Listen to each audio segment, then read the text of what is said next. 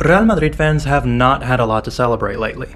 And the more and more days go by, the more and more I see Ancelotti out trending online. On the one hand, I can understand fans who can point to the Supercopa final and say, well, Barcelona absolutely destroyed Madrid 3-1, we lost out on a title there. And ever since the start of 2023, Madrid has been dropping points in La Liga like mad, struggling against Villarreal, Real Sociedad, and most recently and probably the most frustrating, Mallorca. All the while, arch rivals Barcelona have been getting win after win and currently have an 8-point gap on top of Madrid in La Liga. Frustrating for Madrid fans to say the least. But there has been a ray of hope recently with the FIFA Club World Cup. Los Blancos have successfully made it to the final where they will play Al Hilal for the trophy. But here comes the question on many people's minds.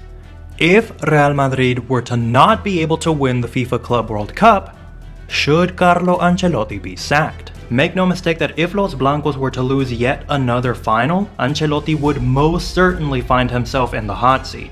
And Florentino Perez has never been shy to sack one of his coaches. But I for one don't think that Ancelotti should be sacked even if Madrid were to lose this upcoming final, and here are my reasons why. I mean, for starters, just have a look at the forwards. I want to take this moment also to thank everybody who participates in my polls here on YouTube. A huge shout out to you. And it is very clear that besides Hazard, because we already know that he has been a massive flop for Madrid, the player who has been incredibly underwhelming this season has been Asensio. And I want to mention him because most recently in the game against Mallorca, he missed the penalty, which could have been crucial in turning the tide in Madrid's favor.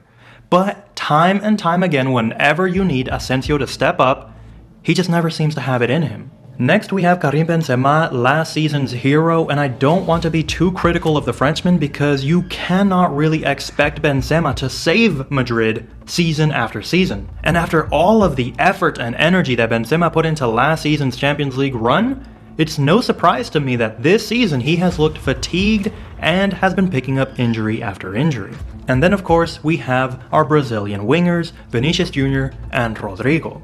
Let's start off with the latter. Rodrigo has shown some moments of brilliance. Against Atletico Madrid, that dribbling and then score past Oblak was amazing to watch. Poetry in motion. And he was crucial last season too, coming up clutch whenever he would come off of the bench.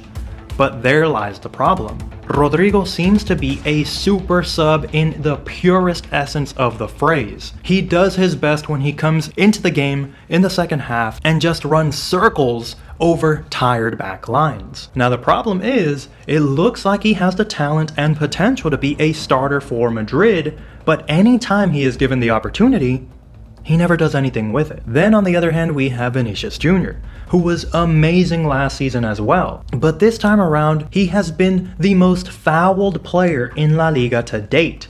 And I feel like this is starting to affect him psychologically. Also made an entire video on Vinicius Jr., so if you want to have a deep dive into this player, be sure to check out the link right here. Unfortunately for Ancelotti and his men, it seems like Los Blancos are having problems on multiple sides of the pitch.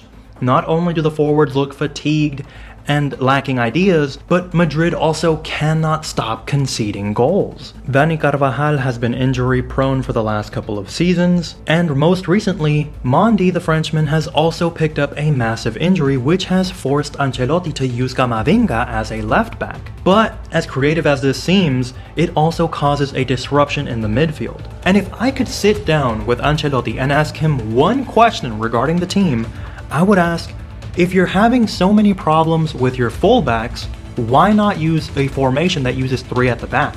You have great center backs in Militao, Alaba, and Rudiger. This may be why many are calling for Carlo Ancelotti to be sacked and to bring in Thomas Tuchel in his place. Somebody who has shown with multiple teams that he can succeed with a formation using 3 at the back.